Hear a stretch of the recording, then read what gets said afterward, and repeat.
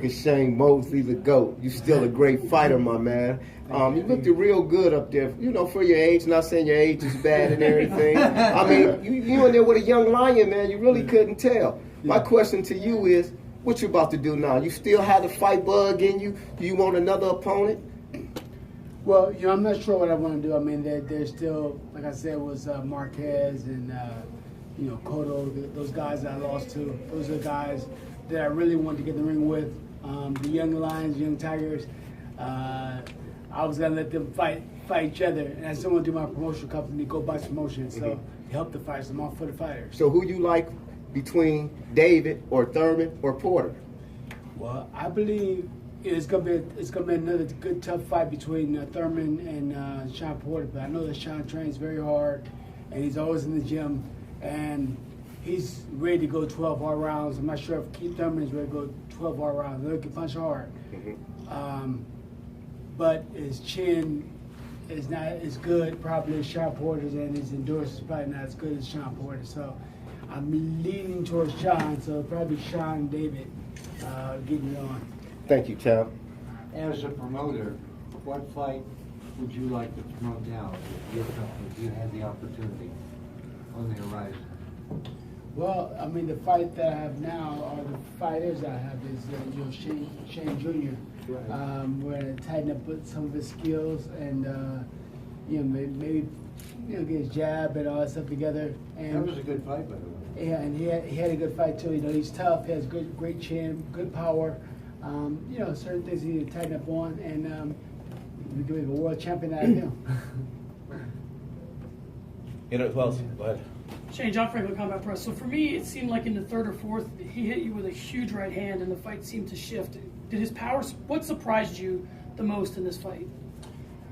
I think what surprised me was his durability to be able to absorb some of the shots that I was giving to him. I thought that maybe later on in the fight I would be able to maybe catch him with something and stop him, and that's what I was looking to do.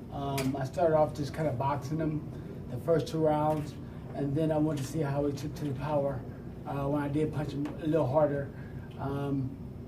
You know, sometimes I rocked him a little bit, but then he kind of moved around, and you know, he came back and he switched a little bit, and you know, he was just durable. It was tough. You know, it was a tough little young gritty fighter, and that's what you need to be a world champion.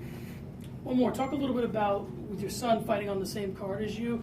Just the emotions of being a father. I mean, you're a pro. Obviously, you're not going to go in there overly concerned about what happened with your son. But again, you're still a father. What's it like fighting on a card with your son? Have you done it before? And what is that like? Well, I've been fought in a car with my son before, but I've always been his trainer, so I've always watched him fight. So I know they can take care of themselves. I seen him rock before. I seen him hurt in a fight and come back from it and knock the guy out or win the fight. So I know that he has it in him to, you know, take a good shot. He has a good chin and he has a big heart. So I'm not worried about him. What did you think about the attendance, and also this is Memorial Weekend? Was that positive for you? I mean, considering that we're in Arizona and I'm from California, I think there was a pretty good attendance. People here that came, and Arizona is a good boxing state. It has a lot of Mark Hall came out of Arizona, right. And a few others. Espinosa. So I mean, there's a few boxers out here. I think that this arena is a beautiful arena. I love the arena, and I think that if we can promote more fights here and give more awareness of these fighters, I mean, this can be another Vegas. And supposedly, some fighters who were going to be on the card, I was told privately that were bribed. You had problems getting some of the.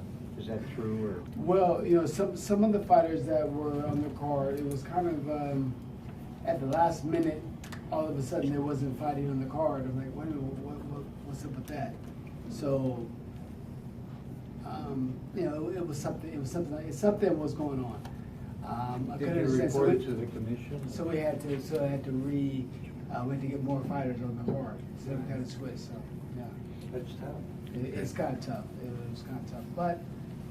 That's the boxing game sometimes. That he's been training, so that kind of question, like he's not really behind that kind of stuff. That's more for the the people behind us. He doesn't. We want him to concentrate on training. No, I know. I'm just saying he's concentrating on the training, so he doesn't know all the details of all that stuff.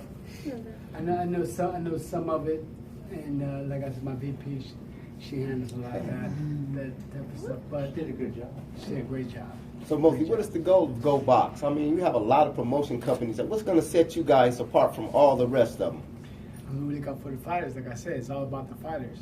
You know, a lot of times the fighters get taken advantage of from either the promoter or the manager or whatever. I mean, I'm a fighter. I have money. You know, you can't bribe me with money because I have it. And for the fighters like Ricardo Mayorga and these other, I mean, I made sure he got his check. I made sure David Avanesyan got his check. You know, so I'm going to make sure I'm going to look out for the fighter. Good in there, they do a hard fight. Sometimes, you know, they're supposed to get a certain amount and they only get maybe a quarter of what they're supposed to get, and that's not cool.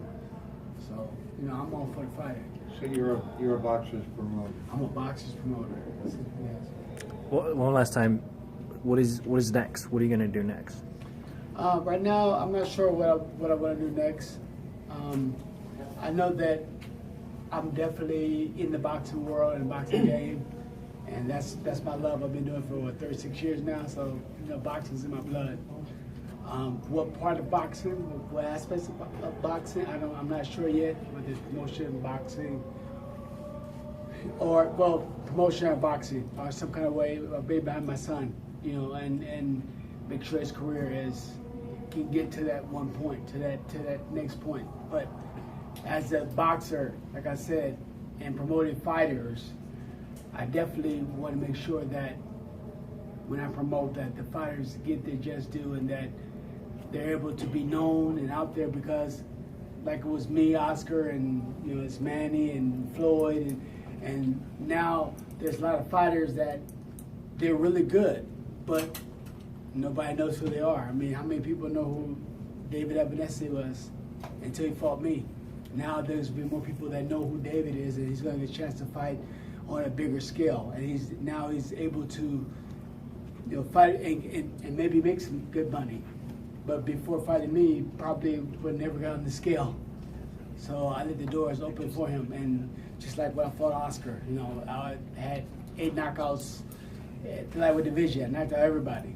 But until I fought Oscar, then the world knew who I was. So giving opportunities to these fighters like that, you know, I love it. It's a great thing. Do you expect to have more female fights coming up? Because I understand you had several last card. Definitely. I mean, there's a lot of great female fighters, and hopefully we can bring awareness to that as well, those female fighters. I believe there's a lot of great fighters out there, young fighters, young talent that needs to be tapped into. So hopefully we can tap into it as a part of the promoter side. One other question from Real to Real Boxing. How was it working with the legend over there? Roberto Duran, hands of stone. It was tremendous. It was great. I mean, go out there, Panama, working with Roberto Duran, working on certain things. I tried to do some of the things they wanted me to do, the body shots, the jabs, and movement. Like I said, I got caught up into trying to knock the guy out because that's what I live by. I live by that knockout. And David was tougher than I thought, but it was still a great fight. It was still a good fight. I did some boxing. I did some good things in there, but the champ came out victorious. So, hey Shane, go back to Nick's answer with about your son. Are you more nervous when he goes in the ring or when you go in the ring? You know, I'm about the same. I know that my son has like I say, he has a great chin and he's a fighter. I know that if he gets hit, he's going to come back and he's going to try to get the guy. We're alike. So there's certain things that we're going to tighten up on. Once we get that together, and there's no stopping him. Cool. And you work with a legend, Roberto Duran, Manos de Piedra, número uno. How was it working with him? You've been through everything, man. I mean, you've been in the game for a long time. What do you feel that you improved on the best having him in your corner? I think they brought me back to like the old school style training. You know, working out like right now. You know, I'm in pretty good shape. Usually I'll be so tired that I don't even want to talk. I'll say a few words and maybe walk out. But now I feel good. I don't feel like, I feel like I fought, but I don't feel tired like that. I don't feel drained like that. So